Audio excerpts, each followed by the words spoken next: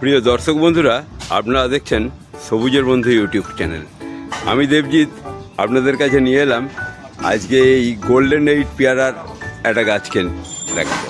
তো দেখুন, এই ভদ্রলোকের এই গোল্ডেন এইট গাছ কিন্তু পেয়ারা হয়ে আছে দেশি ছোট ছোট পেয়ারার মতো।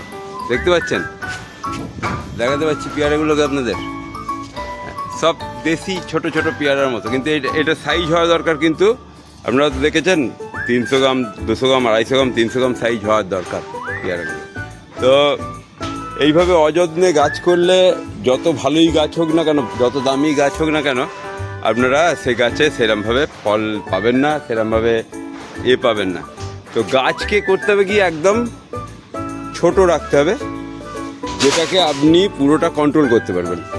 এই যে এই নতুন কুশিগুলো আসছে দেখুন, দেখাতে পাচ্ছি তো, এই কুশিগুলোর একটাতেও পেয়ারা আসেনি। কেন আসেনি? পেয়ারা আসবে, এই যে এইগুলোকে কেটে দিতে হবে, এইগুলো কেটে দিতে হবে। হ্যাঁ, এইরকমভাবে কেটে দেবেন, দেখবেন পেয়ারা এসে যাবে। তো এখন ব্যাপার হচ্ছে, গাছটাকে টোটালি হার্ড ট্রেনিং করার দরকার আছে। আর হার্ড ট্রেনিং করে দিলে গাছটা আবার সেইরকমভাবে যে গোল্ডেন এইটের খেলটা দেখাতে পারবে। তো ভিডিও জুড়ে থাকার জন্য ধন্যবাদ। ভালো থাকবেন প্রত্যেকে।